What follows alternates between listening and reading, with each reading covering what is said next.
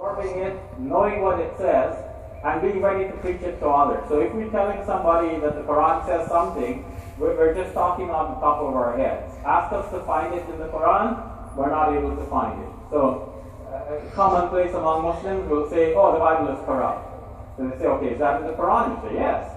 Okay, so where is it in the Quran? Now you're a little bit stuck, right? Because you don't know where to find it. So now they know that when they came to you, they started to preach to you, and you say, oh, your Bible is corrupt. Now it looks like you're strong and powerful, right? So now when they say, okay, show me where it is in the Quran, and they're humbly and patiently waiting for you to find it, and now you're not able to find it, how do you feel? Weak, right? So when you feel weak, now you have nothing to say, you're going to be more ready to listen to them. That's their psychology, you see? So they study Muslims, and they know how to approach Muslims, and they have a manual describing that.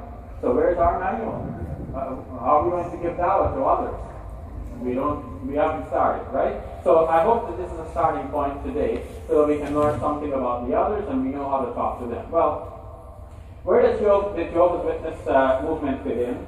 The Jehovah's Witness movement actually began a little bit more than 100 years ago with the preaching of a man called Pastor Charles Taze Russell.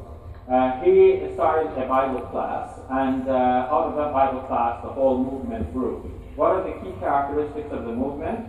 Remember how I said that in the 4th century of Christianity, they decided that Jesus is very God and very God? Well, the competing idea at the time, as historians describe it, was an idea held by a man called Arius. He was a bishop. And he said that Jesus is a sort of lesser God. He's not the Almighty God.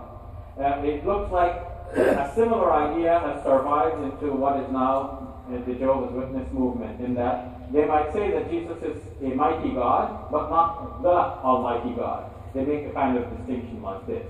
So they will say that he is the Son of God, but not God himself. And they would reject the Trinity, because to them the Trinity is a later development, and they're trying to go back to the earliest form of Christianity that they know. So when they come to the door of Muslims, they will emphasize this quickly. They will say, we don't believe in the Trinity. We don't accept that Jesus is God.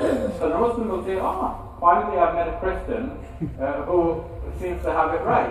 And now they're ready to have conversation with you.